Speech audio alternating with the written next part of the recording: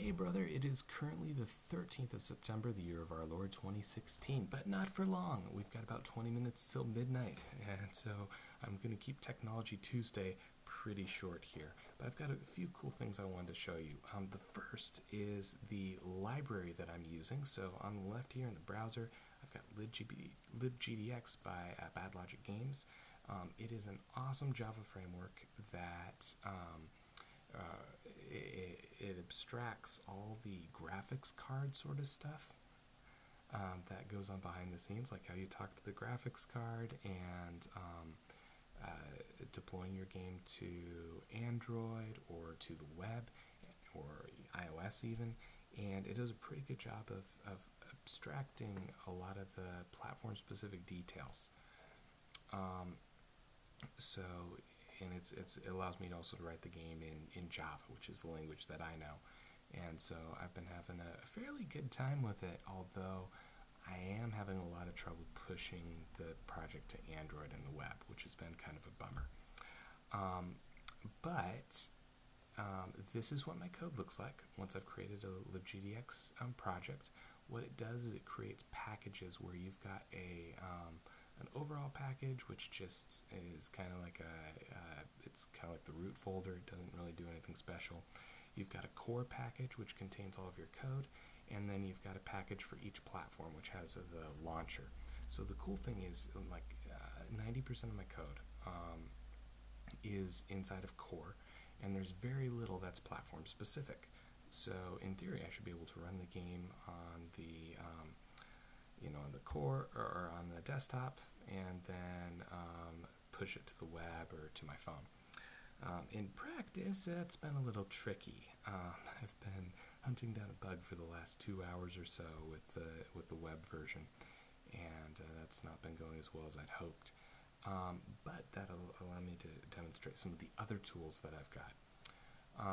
My game, unfortunately, is nowhere close to yours at this point.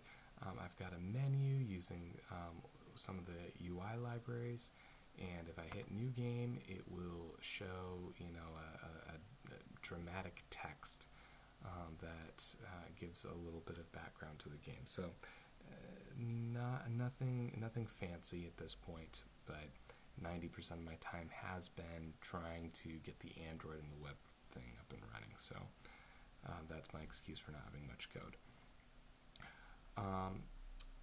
So, as I said, I've been hunting down a bug, and this is an opportunity to show one of the other tools. And I apologize if I'm a little slow. It is pretty late. This is probably the 4th time I've recorded this. I've been having trouble with recording software. And but what I wanted to show you is a tool called Git, which is really important. It's a version control software package, and what it does is it will record your code, as it were. So what I do is when I create a file, like a new class, Git will start tracking that file, and so I'll check it in, in Git terms, I'll commit it to the repository, and what that does is it creates a snapshot of that file at that particular point in time. And as I commit more files, or commit more changes to existing files, it creates a little timeline that I can actually show you here in the command prompt. And so you can see at the bottom is my first commit, where I first created the projects, just got the base libgdx project installed and working. You can see I had another commit where I fixed the Android version, another one where I added the main menu that you saw, fixed some dependencies, and then I created a branch, which is kind of cool. It's like an alternate timeline, so it allows me to work on one feature in isolation, test it, make sure it works, and then merge it back. Unfortunately, I didn't do that, so somewhere along the line here, during this branch, I introduced a bug where the HTML version just doesn't appear. It's just a blank screen, and I cannot figure out why for the life of me. So what I've been doing is I've been going and checking out the old versions, and this is kind of the cool part of Git, is you can essentially go back in time to a previous version, see what it looked like, compare it with your current version, and try and figure out, where you went wrong. And that time traveling thing can be really helpful, because without version control, you've got no way to do that. The other cool thing, and kind of a bittersweet thing, is that Git allows you to permanently roll back. So I can roll back to where I was when I started this afternoon with working code, make my changes again, and see if I can figure out where I introduced the bug. Be more careful with the testing. And so that it kind of gives you a nuclear option that way, that again, you wouldn't have without this. The other cool thing is that I can push my repository and the different updates to another remote repository.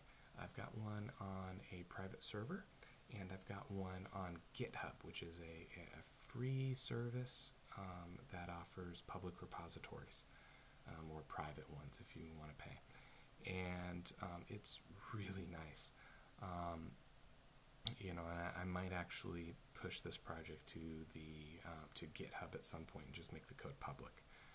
I'd love to hear your thoughts about that. But the benefit of that is it gives you a backup, and it gives you backups of all those different points in time. So it's even better than something like Google Drive or Dropbox or some other file storage service.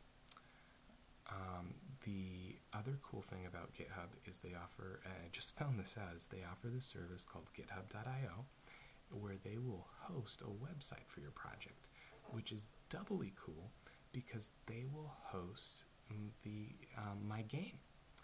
So I found that's the repository that I've got here. And let's see, I don't think there's anything interesting to see.